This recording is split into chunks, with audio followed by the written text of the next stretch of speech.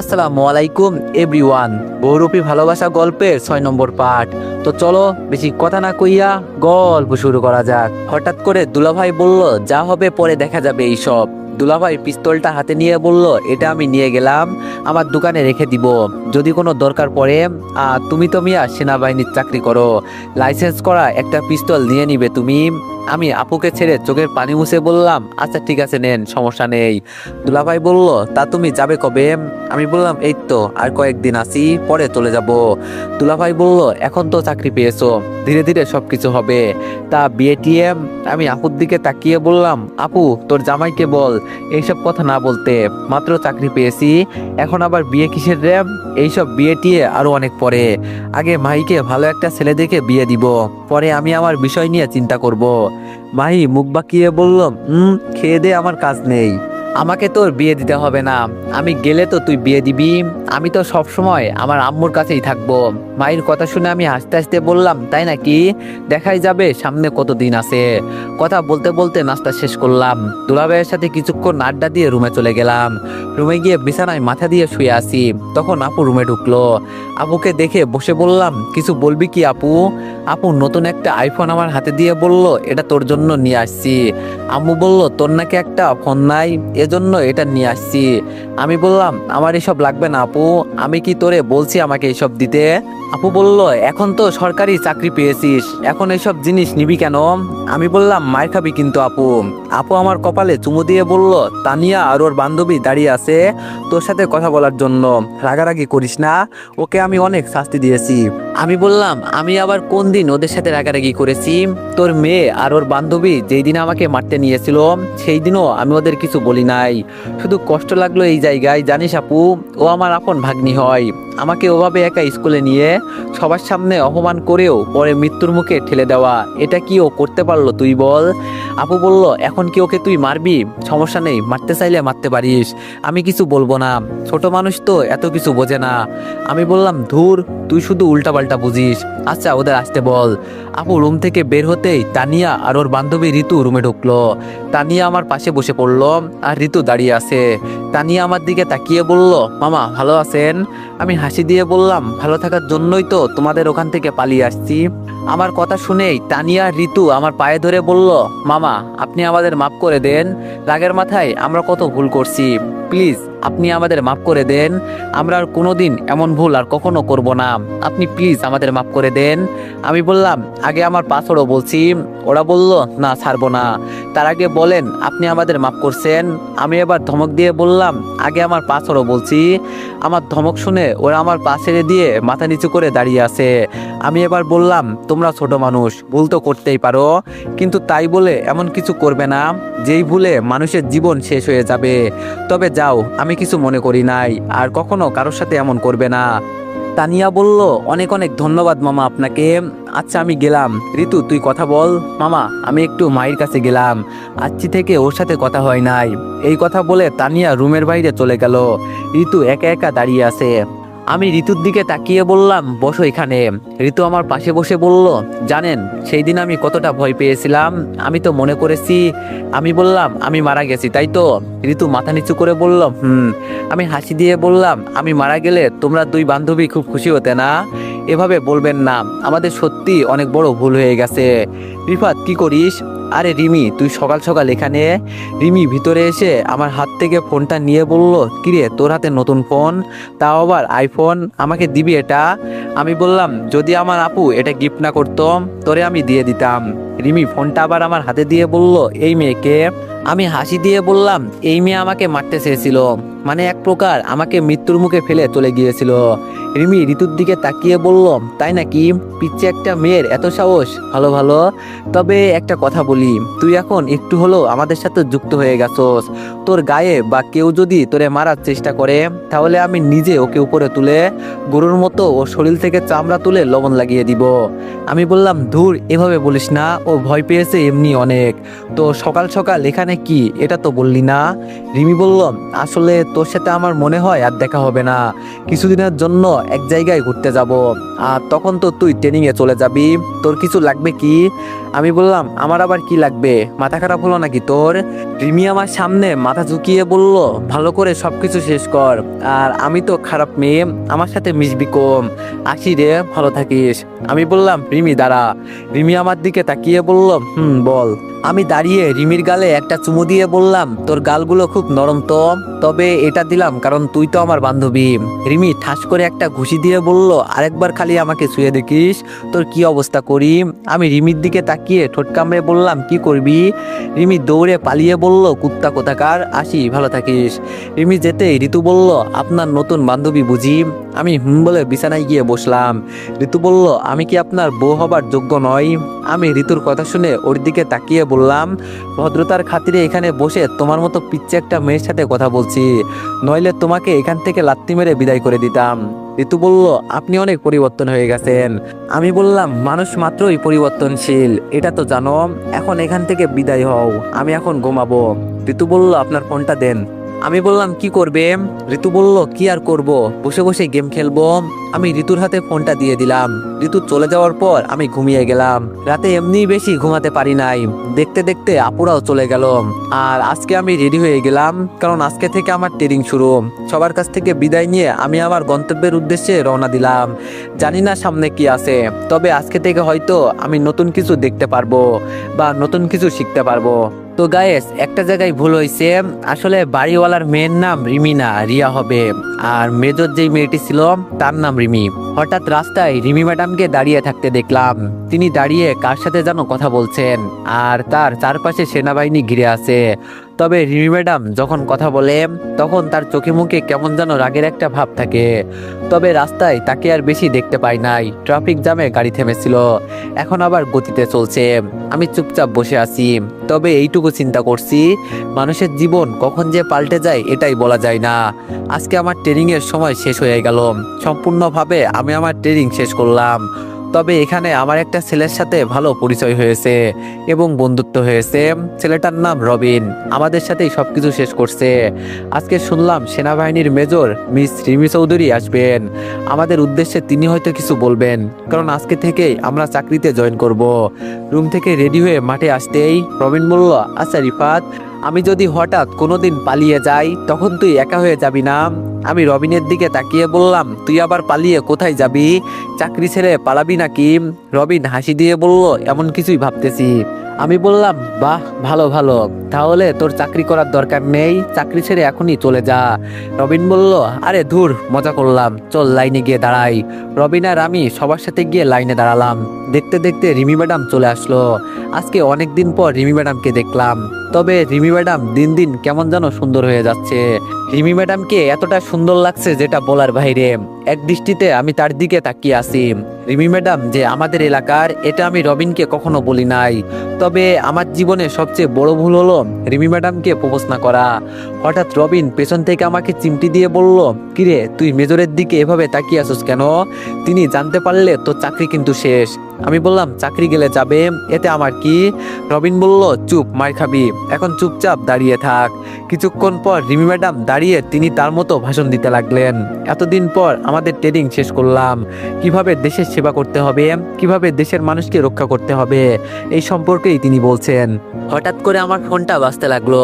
পাশ থেকে একটা ছেলে বলল, কিরে রিফাত, তুই এখানে ফোন নিয়ে আসলি কেন? কেউ জানতে পারলে কি হবে জানিস? আমি ছেলেটাকে চুপ থাকতে বললাম। রবিনকে বললাম, তুই রিমি ম্যাডামের দিকে একটু খেয়াল রাখ, আমি দেখি কে ফোন করেছে। রবিন শুধু বলল, বিপদে তো তুই একা পড়বি না, তুই তো মরবি, সাথে আমাকেও মারবি, এখানে ফোন নিয়ে আসার কি দরকার ছিল বল? আমি রবিনের কোনো কথার উত্তর না দিয়ে ফোন রিসিভ করলাম। আর ফোন রিসিভ করতেই ওপাশ থেকে হাসির একটা আওয়াজ ভেসে আসলো। তবে এই কণ্ঠটা আমি খুব ভালো করে চিনতে পেরেছি। এটা হলো আমার চাচাতো ভাই রাসেল। এতদিন পর ও আমাকে কল দিয়েছে, কোনো কারণ তো আছেই। তবে আমার কলিজার পানি কেমন যেন শুকিয়ে গেছে। ও তো আবার উল্টাপাল্টা কিছু করে নাই। এতদিন পর কল দেওয়ার মানে কি হতে পারে? আমি একটু ভয়েই বললাম, আরে রাসেল ভাই যে, এতদিন পর কি মনে করে? আমার কথা শুনে রাসেল ভাই হাসতে হাসতে বলল, শুনলাম আজকে নাকি তোর ট্রেনিং শেষ হয়েছে, আবার আজকে নাকি চাকরিতে জয়েন করবি। তো চাকরি হয়েছে আর আমাদের কিছু বললি না, এটা কি ঠিক করলি? তবে চাচিকে আমি কোথাও খুঁজে পাই নাই। আমি আজকে তোদের সেনাবাহিনীর মেজর রিমি আছে না, ওর বাবা মাকে আর ওর ছোট বোনকে তুলে নিয়ে আসছি। যদি তোরা সবাই মিলে তাকে নিয়ে যেতে পারিস তো আমার কাছে আয়। তবে স্পেশাল ভাবে আমি তোরে চাই, তুই একা আয়। আমিও দেখতে চাই তোদের সেনাবাহিনীর কেমন শক্তি আছে। আর সুমন বলল তুই নাকি রিমিকে পছন্দ করতি। আজকে আমি তার পরিবারকে তুলে নিয়ে আনছি। এখন তোদের রিমি ম্যাডাম হয়তো সবাইকে একই মিশন দিবে, তার পরিবারকে রক্ষা করা। যদি পারিস নিয়ে যা। আর তোর রিমি ম্যাডামকে অলরেডি আমি বলে দিয়েছি যে তার পরিবারকে আমি অপহরণ করেছি, কিন্তু আমিটাকে ও হয়তো জানে না, শুধু তুই চিনিস আমি কে। আর সাবধান, আমাদের গ্রামে আসতেই তোর বিপদ শুরু হয়ে যাবে। এই কথা বলে রাসেল ফোনটা কেটে দিল। আর অন্যদিকে রিমি ম্যাডাম মাইকে বলছে, কিছুক্ষণ আগে আমার পরিবারকে কারা জানি অপহরণ করছে। এখন তোমাদের আমি নতুন মিশন দিলাম, আমার পরিবার কোথায় আছে এটা খুঁজে বের করতে। আমি আমার পরিবার সম্পর্কে সবকিছু তোমাদের ডিটেলসে বলে দিব। এখন সবাই সবার কাজে চলে যাও। ধীরে ধীরে সবাই লাইন ভেঙে চলে গেল। আমি দাঁড়িয়ে আছি। রবিন আমাকে পিছন থেকে বলল, রিফাত চল, আজকে নতুন মিশন পেয়েছি, অনেক মজা হবে। আমি রবিনকে বললাম তুই যা, আমি আসছি। সবাই চলে গেল। মাঠের মাঝখানে শুধু আমি একা দাঁড়িয়ে আছি। আর রিমি ম্যাডাম আমাকে দূর থেকে একা দাঁড়িয়ে থাকতে দেখে আমাকে ইশারা করে বলল, কি ব্যাপার, এখানে দাঁড়িয়ে আছো কেন? আমি হেঁটে রিমি ম্যাডামের সামনে চলে গেলাম। তবে তার পাশে অনেক সেনাবাহিনী দাঁড়িয়ে আছে, ওরা হয়তো তাকে গাইড করে। আমি একটু ধীরে বললাম, ম্যাডাম আপনার সাথে আমার কিছু কথা ছিল। রিমি ম্যাডাম আমার কথা শুনে আমাকে ধমক দিয়ে বলল, তোমার কত বড় সাহস, আমি অর্ডার করার পরেও তুমি এখানে একা দাঁড়িয়ে আছো? আমি বললাম, ম্যাডাম আমি আপনার পরিবার সম্পর্কে অনেক কিছু জানি। রিমি ম্যাডাম এবার চোখ গরম করে বলল, যাও 3 রাউন্ড মেরে আসো আমার কথা না শোনার জন্য। আমি বললাম, ম্যাডাম আমি আপনার। রিমি ম্যাডাম বলল 4 রাউন্ড মেরে আসো। আমি বললাম, কিন্তু ম্যাডাম। রিমি ম্যাডাম বলল 5 রাউন্ড। আমি আর কিছু বললাম না, মাথা নিচু করে দৌড়াতে লাগলাম। মনে মনে শুধু বললাম, আসছিলাম উপকার করতে, কিন্তু উল্টা আমাকে কথা শুনতে হয়েছে। এভাবে উপরে তিনি দেখতে কতটাই না সুন্দর, কিন্তু তার রাগ দেখলে মনে হয় ডাইনি একটা। কে যে ওকে চাকরি দিল এটাই বুঝলাম না। আমি আমার রাউন্ড শেষ করে কেবিনে চলে গেলাম। রবিন আমাকে দেখে বলল, কি জন্য ম্যাডামের সাথে বিয়াদুপি করতে গেলি এটা বল। আমি তোরে আগেই বলছি উনি খুব রাগী একটা মানুষ, কিন্তু তুই আমার কথা শুনলি না। এখন রেডি হয়ে নে, কাজে বের হতে হবে, আজকে আমাদের প্রথম মিশন। আমি রবিনকে ধরে একটু আড়ালে নিয়ে গেলাম। রবিনকে বললাম, রবিন আমি জানি ম্যাডামের পরিবারকে কারা নিয়ে গেছে। আমি তো তাকে এটাই বলতে গিয়েছিলাম, কিন্তু তিনি উল্টা আমাকে বকা দিল। রবিনকে বললাম, রবিন আমি জানি রিমি ম্যাডামের পরিবারকে কারা নিয়ে গেছে। আমি তো তাকে এটাই বলতে গিয়েছিলাম, কিন্তু তিনি উল্টা আমাকে বকা দিল। রবিন অবাক হয়ে বলল, কি? আমি বললাম, আমি সবকিছু জানি, এটা আমার পুরাতন শত্রুতা। তবে আমার কারণে যে রিমি ম্যাডামের পরিবারকে অপহরণ করে নিয়ে যাবে এটা ভাবি নাই।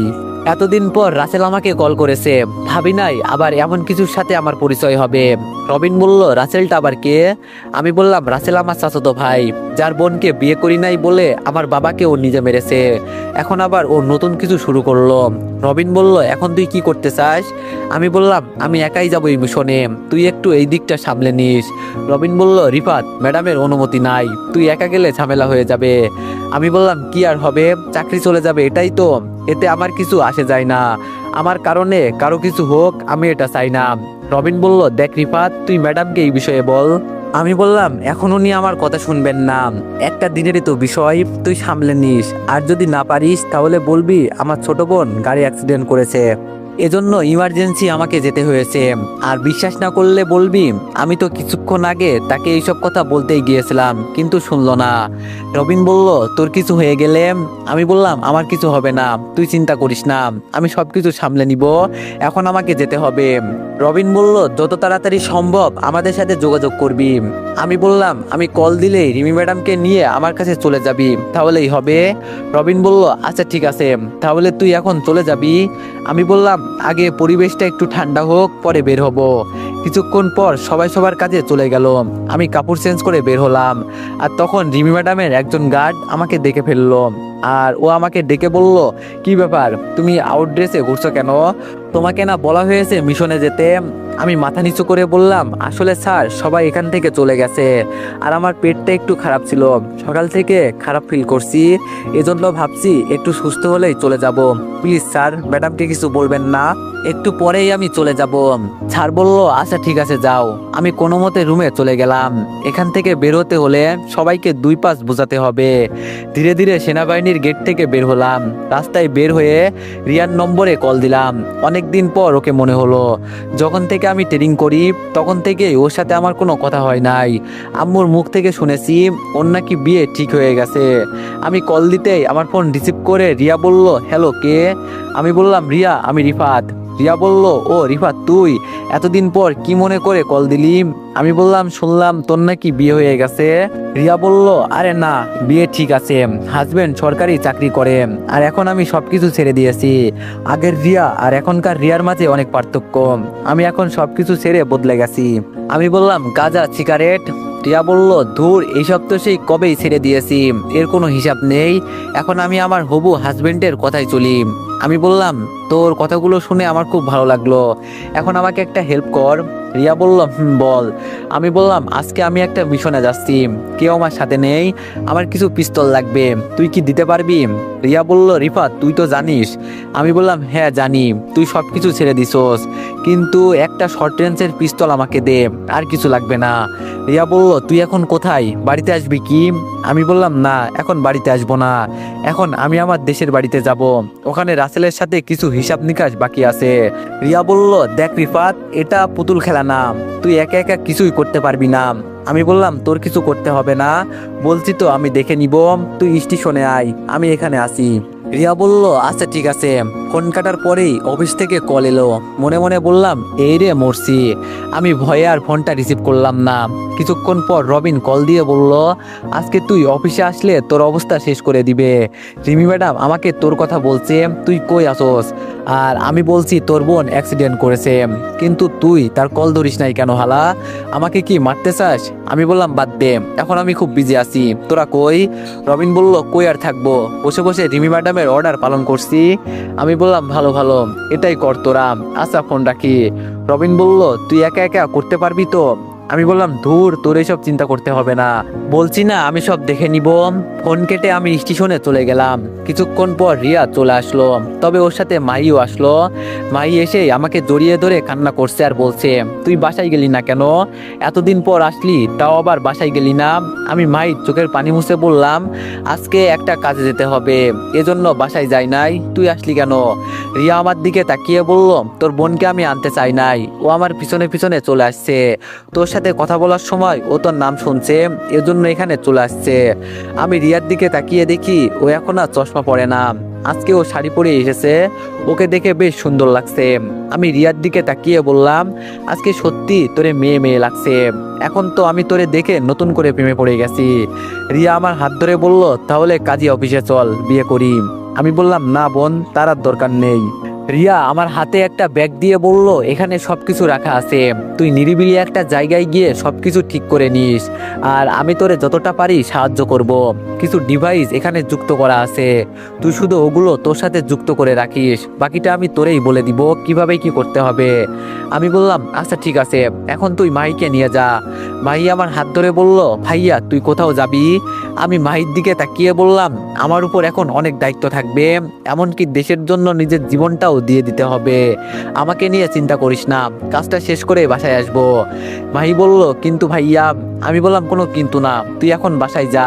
রিয়া যাওয়ার আগে বলল, আমি এখন এসবের সাথে আর যুক্ত হতে চাই না, নইলে আমি তোরে সাহায্য করতাম। আমি বললাম, তার আর দরকার নেই, তুই এখন বাসায় যা। রিয়া আর মাহি চলে যাওয়ার পর আমি টেনে উঠে দরজার সামনে ওয়াশরুমে ঢুকে গেলাম। রিয়ার দেওয়া পিস্তলটা পিছনে এমন এক জায়গায় রাখলাম যেটা কেউ দেখলেও বলতে পারবে না এটা কি জিনিস। ছোট চাকুগুলো পায়ের নিচে রাখলাম, আর যত দরকারি জিনিস ছিল ওগুলো শরীরের সেফটি জায়গায় রাখলাম। দরজা খুলে বের হয়ে আমি আমার সিটে বসে গেলাম। আমি এই মিশনটা করছি কারণ রিমি ম্যাডামের সাথে আমার ভালো কোনো সম্পর্ক করতে হলে আগে আমার তার বিশ্বাস অর্জন করতে হবে, আর উনি যেই রাগী, দেখলেই কেমন যেন ভয় করে। আমি ভালো করে চারিদিকে নজর রাখছি কি কি করে। দেখতে দেখতে আমি আমার গ্রামের সামনে এসে নেমে গেলাম। এখন রাত 3টা বেজে 2 মিনিট। আমি একটু সামনে যেতেই একটা কালো রঙের মাইক্রো এসে আমার সামনে দাঁড়ালো। আর তখন মাইক্রো দরজা খুলে দুইটা ছেলে আমার দিকে পিস্তল তাক করে বলল, এখন চুপচাপ গাড়িতে ওঠ, নইলে তোর জায়গায় গুলি করে দিব।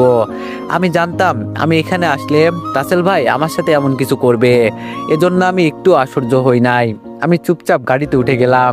গাড়িতে ওঠার পর আমি আশেপাশে তাকিয়ে দেখতে লাগলাম কার হাতে কি আছে। তবে আমার কানে ব্লুটুথ লাগানো আছে। হঠাৎ করে রিয়া বলল, কিরে রিফাত, তুই গাড়িতে উঠলি কেন? রিয়ার সাথে কথা বললে ওরা জেনে যাবে, এজন্য আমি আর কোনো কথা বলি নাই। আমি ভাবছিলাম রিয়া আমাকে অন্যভাবে সাহায্য করবে, কিন্তু ও আমাকে শুধু বলে দিচ্ছে কিভাবে কি করতে হবে। ওর এই সাহায্য দিয়ে আমি কি আর ঘোড়ার ঘাস কাটবো? গাড়িটা সরাসরি আমার চাচার বাসার সামনে গিয়ে থামলো। গাড়ির দরজা খুলে একটা ছেলে বলল, এখন তুই ভিতরে যা, স্যার তোর জন্য অপেক্ষা করছে। আমি চুপচাপ গাড়ি থেকে নেমে ভিতরে চলে গেলাম। ভিতরে গিয়ে দেখি আমার চাচাতো ভাই রাসেল সবাই বসে আছে। আর যার সাথে আমার বিয়ে হওয়ার কথা ছিল, মানে আমার চাচাতো বোন, সে সিঁড়ি বেয়ে নিচে নামছে। আমি আমার চাচাতো বোনকে ছোট আপু বলে ডাকতাম, এটা আমি ওকে ভালোবেসেই বলতাম। ও যদিও আমার বড়, কিন্তু আমি ওকে ছোট বোন বলেই ডাকতাম। রাসেল আমাকে দেখে দাঁড়িয়ে আমার কাছে এসে বলল, কিরে কি খবর তোর? আমি মুচকে হাসি দিয়ে বললাম, আমি সব সময় ভালো আছি। শুনলাম তোদের চোখের ঘুম নাকি হারাম হয়ে গেছে। আমার পরিবারকে কিভাবে মারবি, আমাকে কিভাবে ধরে আনবি, তাই নাকি সবসময় চিন্তা করিস। রাসেল বলল, আমি তোর বড় ভাই হই, সম্মান দিয়ে কথা বল। আমি বললাম, তোর মতো ছেলেকে যদি সম্মান করি তাহলে মানুষ আমাকে খারাপ বলবে, আর সম্মান কি জিনিস এটা অবশ্য তোর জানা নেই, আর তুই তো সম্মানের যোগ্য নস। রাসেল বলল, মরার খুব শখ হয়েছে না? তুই জানিস আমি কে? আমি হাসি দিয়ে বললাম, কে রে তুই যে বলিস তুই জানিস আমি কে? আমি যদি একটা কল করি না তাহলে তোর 12টা বেজে যাবে।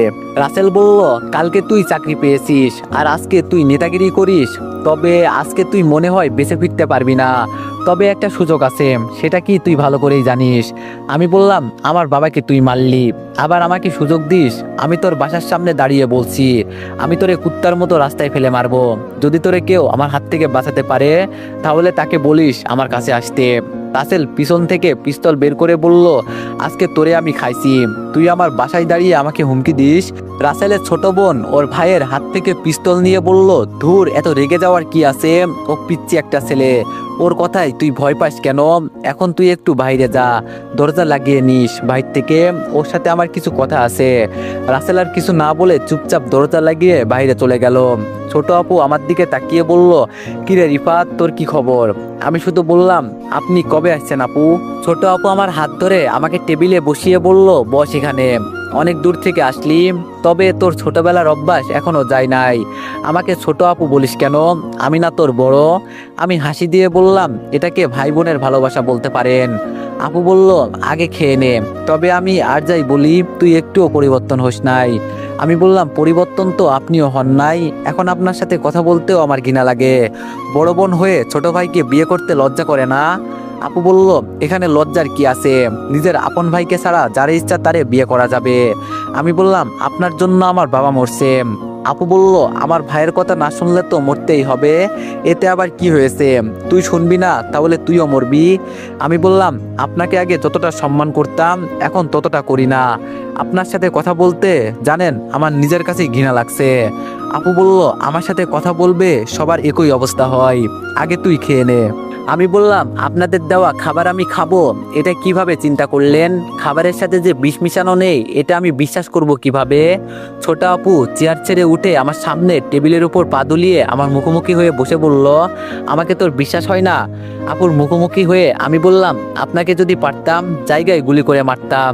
নষ্ট মেয়ে কোথাকার, লজ্জা করে না লিঙ্ক ভাইরাল করতে?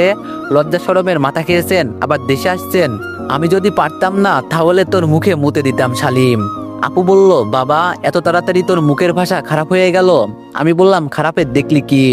আমার কথা শুনে ছোট আপু হাসতে হাসতে বলল, শুধু তোরে একটা পর্ন সাইডের কথা বলে দিই। এই কথা বলে ছোট আপু ফোনটা নিয়ে আমার সামনে ধরে বলল, এখানে যাবি, আর এই যে দেখ, এই সবগুলো ভিডিও আমার। বিদেশে গিয়ে শুধু পর্ন ভিডিও তৈরি করেছি, অতটা কষ্ট করে লাভ আছে বল? একটা পর্ন ভিডিও তৈরি করলে 1000 কোটি টাকা চলে আসে। আমি ছোট আপুর মুখে থুতু দিয়ে বললাম, সিসি, তোরে তো আমার আপু বলতেও লজ্জা হচ্ছে। তো এভরিওয়ান, নেক্সট পার্টের জন্য সবাই একটু বেশি বেশি লাইক আর কমেন্ট করে দিও। ধন্যবাদ।